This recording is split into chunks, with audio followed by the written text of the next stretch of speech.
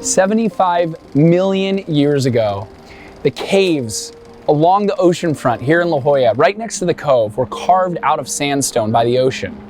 It's one of the oldest geological parts of all of La Jolla, all of Southern California for that matter. And the building on top of it, 939 Coast, connects our rich history in La Jolla with the modernity and the future of our city.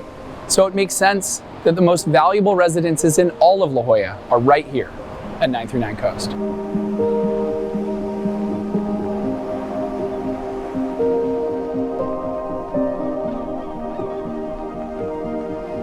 A 100 years ago, none of this was here. It was dirt.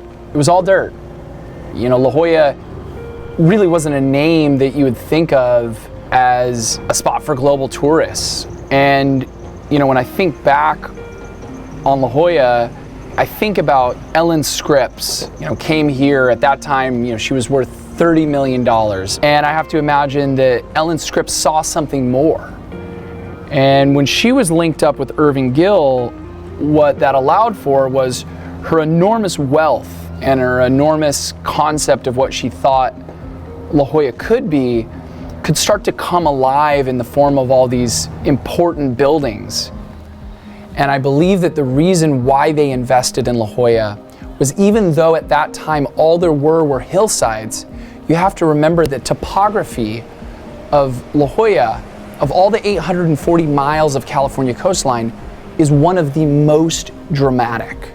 You literally have cliffs that terminate directly into the ocean. You have these little sand beaches that break away and are protected by these massive rocks that create internal coves. The drama here is something that makes people here feel like they're anything but normal when they're in La Jolla. It's something out of a movie set. And so when I think about a property like 939 Coast that is on the market fetching $1,200 a square foot, you have to remember that La Jolla came from very humble beginnings.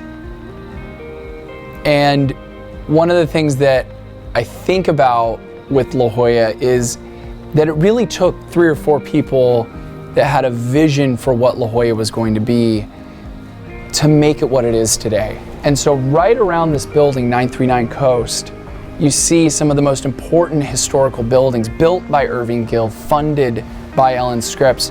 And I have to imagine that as much as we see in La Jolla today, they saw into the future and they saw something that others didn't.